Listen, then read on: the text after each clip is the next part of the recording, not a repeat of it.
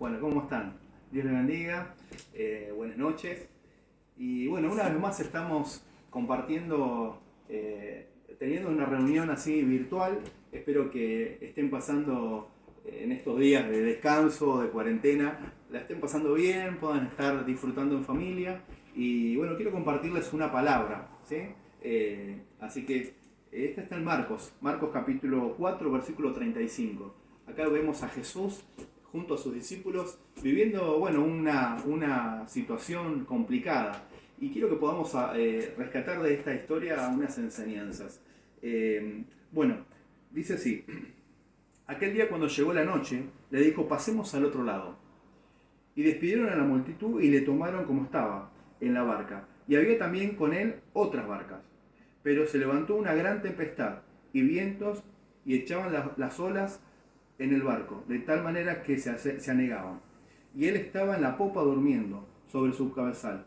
Y le despertaron y le dijeron, Maestro, ¿no tienes cuidado que perecemos? Levantándose, reprendió al viento y dijo al mar, calla, enmudece, y cesó el viento y se hizo una gran bonanza.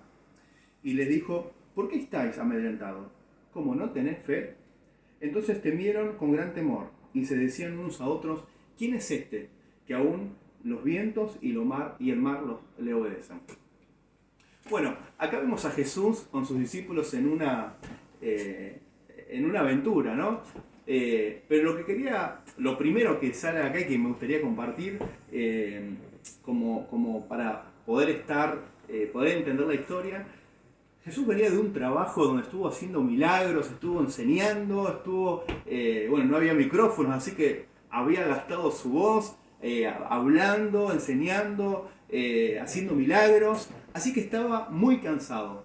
Y dice que lo subieron a la barca y estaba tan cansado que aún aunque había una retormenta, imagínense, yo no sé si ese barquito tendría un techito, pero si no se estaban mojando. Y así todo Jesús estaba durmiendo, así que vemos que realmente estaba recansado. De esto yo sé mucho, de dormirme. Cuando uno está cansado, no hay tormenta, uno se duerme igual. Y acá vemos que Jesús, como algunos dicen que Jesús, pero si Jesús hacía esos milagros porque Él era Dios. Pero no, acá vemos que Jesús era hombre. Él dejó sus atributos divinos y acá vemos que Jesús estaba cansado como cualquiera de nosotros.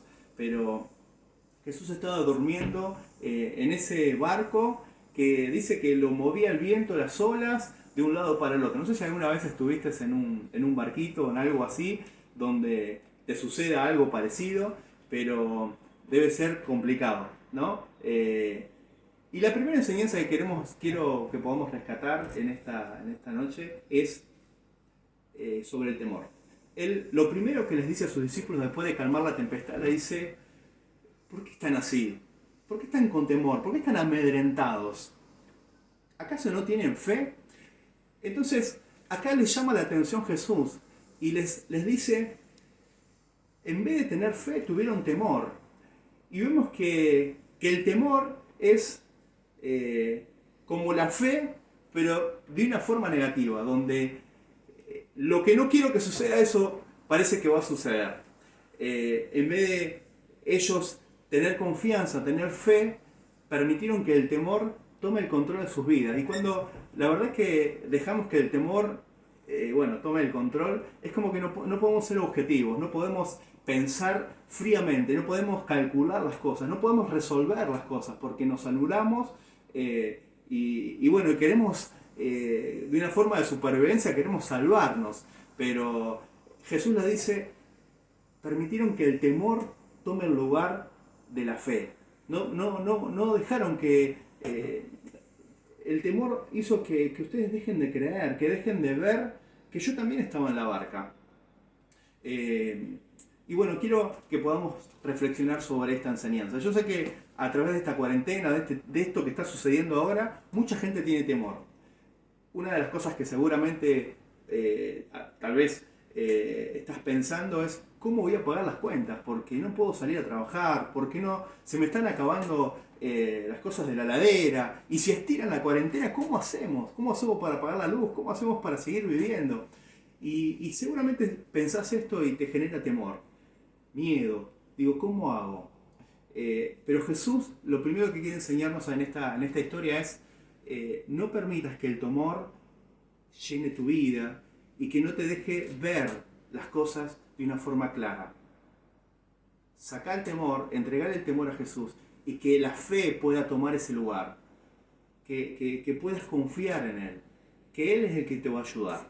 Lo segundo que quería que podamos rescatar de esta historia es, muchas veces tenemos o se nos ha enseñado o hemos escuchado un Dios exitista, donde todo nos tiene que salir bien. Y cuando algo no nos sale bien, decimos, bueno, algo estoy haciendo mal. ¿Por qué Dios no me abandonó acá? ¿Por qué no me ayuda? ¿Por qué estoy pasando esto? Y bueno, quiero que podamos reflexionar. Jesús con sus discípulos en esta historia se dirigían hacia la otra orilla, que estaba Gadara. Y ahí había una persona que estaba esperando un milagro. Y era importante que ellos llegaran hasta aquel lugar. Y muchos podrían haber dicho, che, ¿le está pasando eso a sus discípulos? ¿Le está pasando esa tormenta? ¿Por qué ellos están en desobediencia? ¿Por qué no tendrían que haber ido hasta ese lugar? Pero acá vemos que había un propósito de Dios. Y muchas veces, hay propósitos de Dios, pero también hay pruebas. A veces está la voluntad de Dios. Dios dijo que tenés que seguir caminando para ese lugar, pero hay pruebas.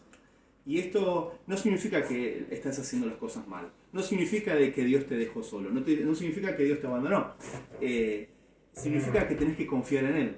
Y que aunque haya pruebas, Dios va a estar con vos. A veces se nos enseñó eso, como que Dios tiene que ayudarnos siempre y nada nos tiene que pasar. Y en la Biblia hay miles de historias donde no es así. Dice Jesús, en el mundo tendrás aflicción, pero confiad, yo he vencido al mundo. Así que Él nos dijo que vamos a tener aflicciones, que vamos a tener pruebas, que vamos a tener enfermedades, que van a pasarnos cosas terribles, pero que Él va a estar con nosotros. Él va a estar en la barca.